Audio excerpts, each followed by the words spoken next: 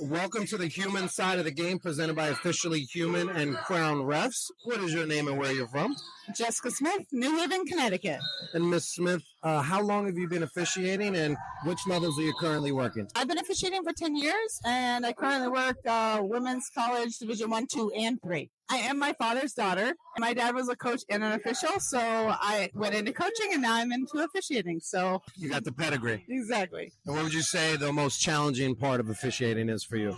Initially, I came from the coaching side, so I was trying to be the official that I liked as a coach as opposed to the official that's needed for the game. Now, for me, it's really making sure I'm building up my partners and being a good crew chief and making sure we're serving the game to our best ability. Serving the game. I love it. What would you say is your favorite post-game meal? Oof. Salad. A nice I'm a hearty salad? healthy eater, so I crave salad, especially, but I don't eat after. If we have a late game, I don't eat late, so I'll usually Smart. do like some sort of protein shake or something. And way to keep it light. Way to Yeah, keep it light yeah. and not splurging after the game like some of our past interviewees. What's the funniest thing that's happened to you as a ref? Oh yeah, for sure. One time I totally spilled and slid like 10 yards in the baseline.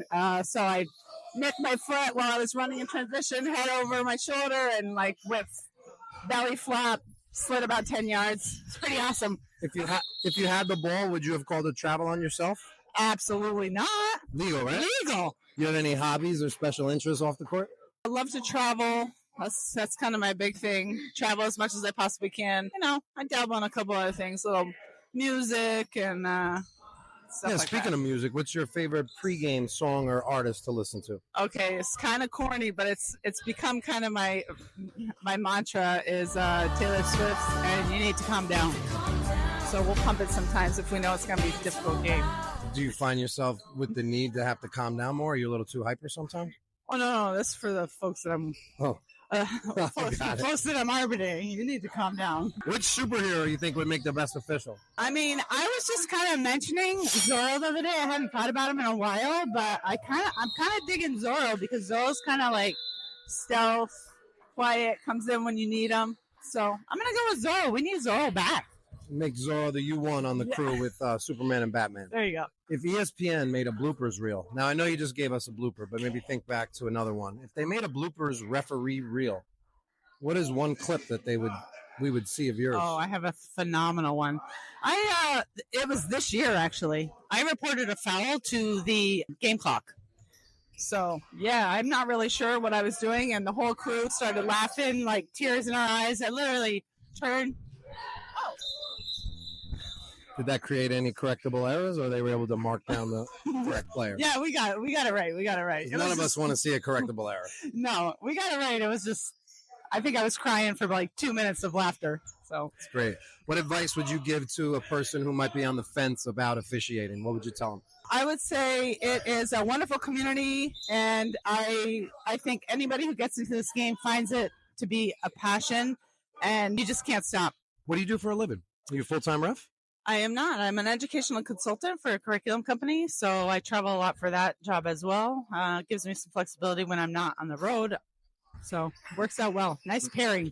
So last night, when I was going up in the library, I heard you speaking to a wonderful group of officials. You were saying how you used to be a former coach. Could you tell us why you quit coaching and got into officiating? Absolutely.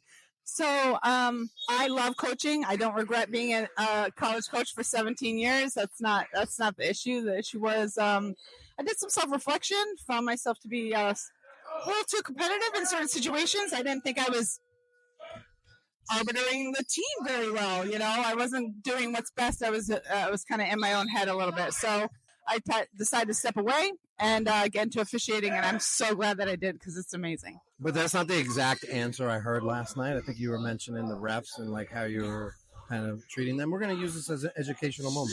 Sure. What? I treat the refs very well. I've never gotten a technical foul, for the record. So this is a message to all of you coaches that probably should retire from coaching because you're too competitive and you're losing your emotional control. So we think you should quit coaching and become an official. Thank you so much for watching Advice. Crown Refs. Serve the game.